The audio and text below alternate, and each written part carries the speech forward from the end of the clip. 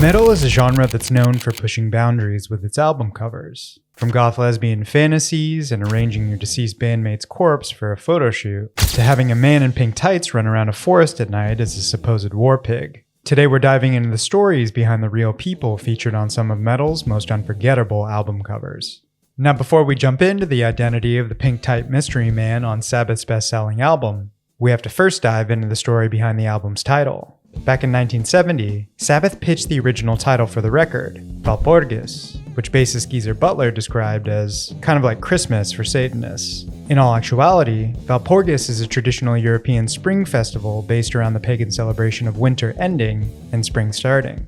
Those celebrating light large bonfires, dress up and dance, attempting to drive away evil forces for the coming season. But in the 8th century, the holiday was adopted and changed to commemorate Christian missionary, Saint Walpurga, who allegedly had the power to ward off witchcraft. Despite its adopted Christian ties, the label denied the idea, making a compromise with the band to call the album War Pigs, aptly titled from the Sabbath track that protested the Vietnam War. Work on the cover would then begin, designed and photographed by Keith McMillan, the man behind many iconic Sabbath covers, traveling to Black Park in Buckinghamshire, England, where he dressed his assistant Roger Brown in pink and yellow garb, wielding a sword and shield with a motorcycle helmet, attempting to convey what a literal war pig would look like. The shoot taking place at night, where ultraviolet lights and flashes on longer exposures help warp the photos and give the trailing effect we see today. Sabbath weren't too keen on the results, but they could at least see that there was some sort of parallel with the title. That's when the label once again stepped in, stating that War Pigs was too controversial, changing the album title to Paranoid without changing the artwork. As for Roger Brown, he ended up working with the UK's Channel 4 as an executive producer for dramas, passing away from leukemia in 2002 at the age of 55.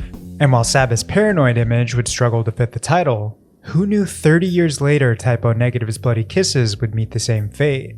During an era when grunge had the spotlight, Typo Negative was casting their shadow over the metal scene. Following the release of their debut, Slow, Deep and Hard in 1991, Typo had begun to embrace their gothic label. When envisioning the cover for 1993's Bloody Kisses, frontman Peter Steele had a goth fantasy in mind, enlisting the help of Virginia-based photographer John Wadsworth, whose portfolio at the time consisted mainly of erotic and gothic imagery.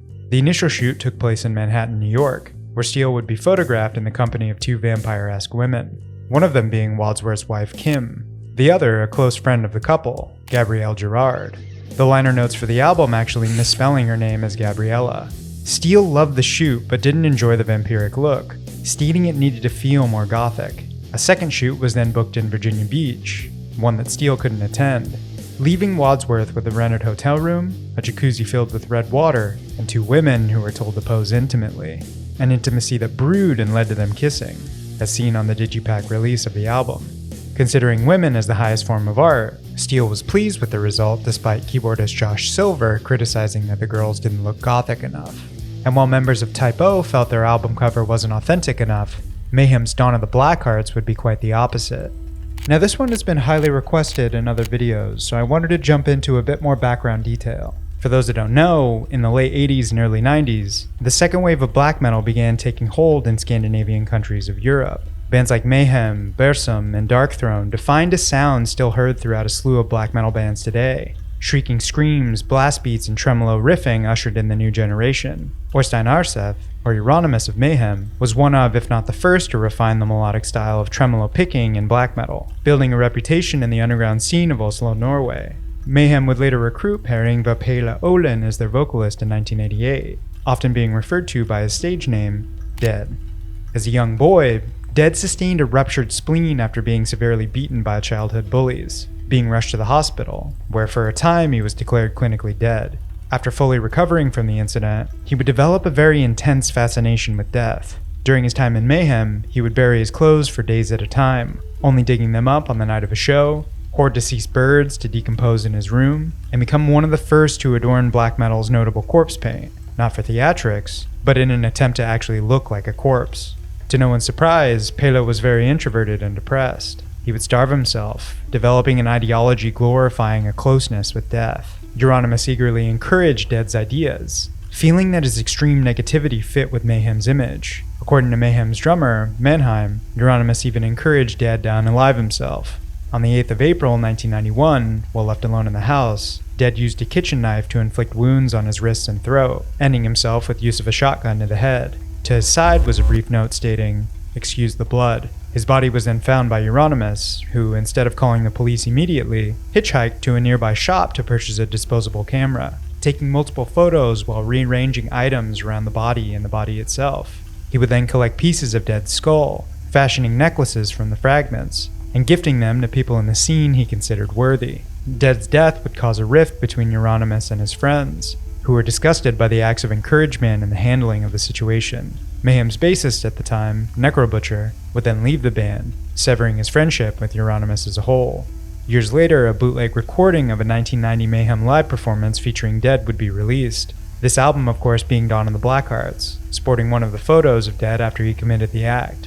And while Dawn of the Blackhearts would become one of the most controversial metal covers in history, Converge's Jane Doe would become one of the most recognizable in modern metal. Raw, technical, and genre-defining, Converge's fourth studio album, Jane Doe, is considered a landmark release, providing a seamless and chaotic blend of math, metal, and hardcore.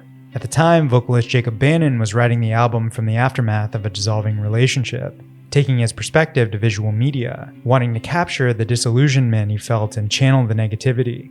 Sketching, collage, photography, spray paint, ink, and digital modification, all coinciding to assemble the work piece by piece. He stated the original goal was to create ghost-like forms that embodied the concept of a Jane Doe, the focal point of the final piece being a female figure that most refer to as Jane. 20 years later after the album's release, the actual identity of the woman on the cover came to light, that being French model Audrey Marnay.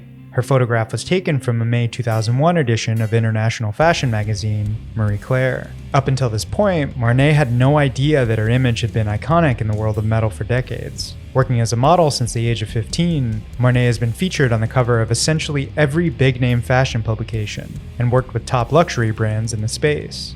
Later appearing in major films on the French market, and American box office successes like George Clooney's The Monuments of Men. And while Jane Doe was a cover that captured the figure of a woman in high fashion, Saturday Night Wrist would capture one in adult film.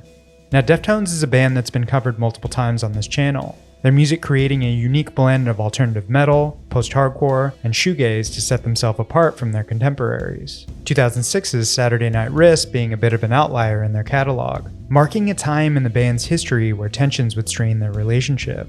The tight-knit bond that had been forged as teenagers in suburban Sacramento was severing, recording their parts alone in the studio. Singer and guitarist Chino Moreno living through his dissolving marriage, where he would seek alcohol and drugs as a way to escape.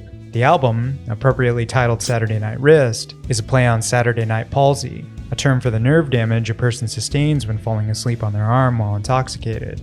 Frank Maddox, longtime designer and creative director for the band, wanted to capture a fitting visual that marked the end to a hedonistic and party-driven era of Deftones, creating a hazy collage using stills from a low-budget 1970s adult film titled Roxana, where the main character, a 19-year-old with an uninhibited libido, finds herself trapped in a world of hedonism and self-indulgence. But with the inability to form emotional attachments with her ever-changing partners, she sinks into a bottomless pit of despair, insanity, and loneliness. Roxana is played by actress Louise Thompson, who only briefly starred in two other films of the same genre in the late 60s and early 70s. Although the film is sexual in nature, it doesn't shy away from the ugliness the young girl feels when putting herself into these situations, often narrating the psychological effects of and in between each encounter. With this plot in mind, it becomes clearer why these images were used for the album, seeing parallels between the emotional turmoil Deftones was experiencing and a path of self-sustained abuse.